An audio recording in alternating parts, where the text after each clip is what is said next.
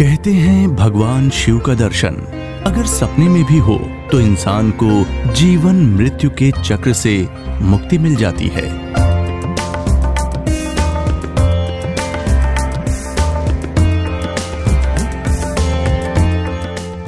केदारनाथ धन्य है जहां शिव को महसूस किया जा सकता है, उनका साक्षात दर्शन किया जा सकता है।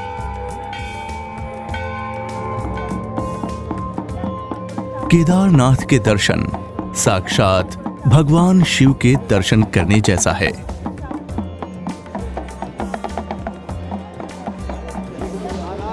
भगवान शिव के 12 ज्योतिर्लिंगों में से एक है केदारनाथ धाम, जो उत्तराखंड के रुद्रप्रयाग जिले में स्थित है। कहते हैं पृथ्वी के इस शिवलोक में जो दर्शन करता है वो हमेशा हमेशा के लिए शिव के हृदय में बस जाता है। केदार घाटी में 2 पहाड़ हैं, नर और नारायण पर्वत। ये धाम न सिर्फ पहाड़ बल्कि 5 नदियों का संगम भी है। ये नदियां हैं मंदाकिनी, मधुगंगा, क्षीरगंगा, सरस्वती और स्वर्ण गौरी। इन नदियों में से कुछ का अब अस्तित्व नहीं रहा, लेकिन अलकनंदा की सहायक नदी मंदाकिनी आज भी यहां मौजूद है।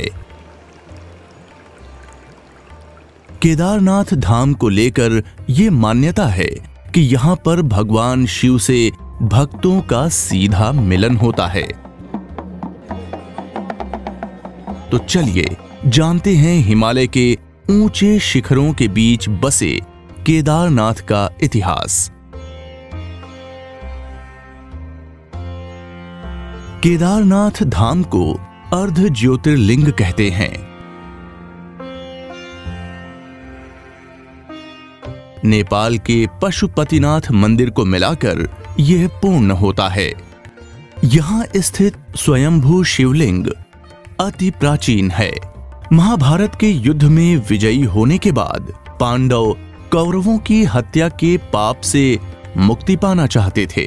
इसके लिए उन्होंने भगवान शिव का आशीर्वाद लेने की कामना की, परंतु भगवान शिव कुरुक्षेत्र नरसंहार की वजह से पांडवों से रुष्ट थे। इसलिए वो काशी से गुप्त काशी और फिर गुप्त काशी से केदार जा बसे।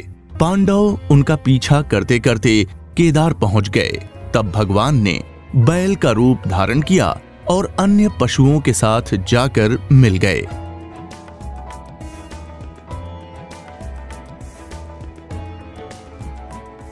पांडवों को शिव के पशुओं के साथ मिलने का संदेह हो गया था, इसलिए भीम ने अपना विशाल रूप धारण कर 2 पहाड़ों पर पैर फैला दिए। पशुओं के दल में शामिल बाकी सारे पशु तो निकल गए, लेकिन बैल का रूप धारण किए भगवान शिव भीम के पैरों के नीचे से जाने को तैयार नहीं हुए और भागने लगे।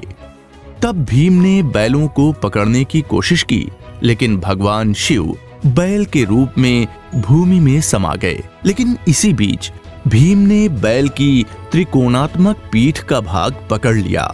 पांडवों के इन प्रयासों से भगवान शिव प्रसन्न हुए और उन्हें सारे पापों से मुक्त कर दिया। तभी से भगवान शंकर बैल की पीठ की आकृति को केदारनाथ में पूजा जाता है। एक अन्य पौराणिक कथा के अनुसार हिमालय के केदार श्रृंग पर भगवान विष्णु के अवतार नर और नारायण ऋषि ने कठोर तपस्या की थी। तपस्या से प्रसन्न होकर भगवान शिव ज्योतिर्लिंग के रूप में प्रकट होकर सदैव के लिए इस स्थान पर निवास करने लगे। केदारनाथ में शिव का रुद्र रूप निवास करता है, इसलिए इस संपूर्ण क्षेत्र को रुद्रप्रयाग कहते हैं। यहाँ भगवान शिव ने रौद्र रूप में अवतार लिया था, इसलिए इसे देश के 12 ज्योतिर्लिंगों में सर्वोच्च माना जाता है। केदारनाथ के साथ शिव के अंग जहां जहां प्रकट हुए उन्हें पंच केदार कहा गया। स्कंद पुराण में केदारनाथ शिवलिंग इनमें सबसे फलदायी बताया गया है। ये वो धाम है जहां युगों युगों से लोग कर्म फल से मुक्त होकर मोक्ष की प्राप्ति के लिए आते हैं। केदार की जय हो। स्कंद पुराण में भगवान शंकर माता पार्वती से कहते हैं, हे देवी, यह क्षेत्र उतना ही प्राचीन है जितना कि मैं स्वयं। दीपावली महापर्व के दूसरे दिन मंदिर के कपाट 6 महीनों के लिए बंद कर दिए जाते हैं। 6 माह मंदिर और उसके आसपास कोई नहीं रहता है, लेकिन हैरानी ये है कि 6 माह तक दीपक भी जलता रहता है। केदारनाथ मंदिर उत्तराखंड का सबसे विशाल शिव मंदिर है। सावन के महीने में कांवड़िए केदारनाथ में जल चढ़ाने को उमड़ते हैं। मान्यता है कि यहां जल चढ़ाने से सारे पापों से मुक्ति मिल जाती है।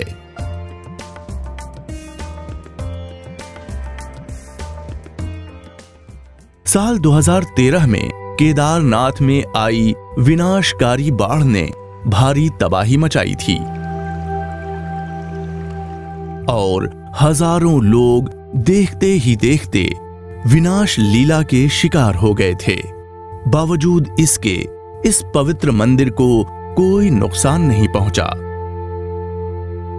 क्योंकि पहाड़ से लुढ़कता हुआ एक विशालकाय पत्थर ठीक मंदिर के सामने आ खड़ा हुआ। भारतवर्ष में स्थापित 5 पीठों में केदारनाथ धाम सर्वश्रेष्ठ है।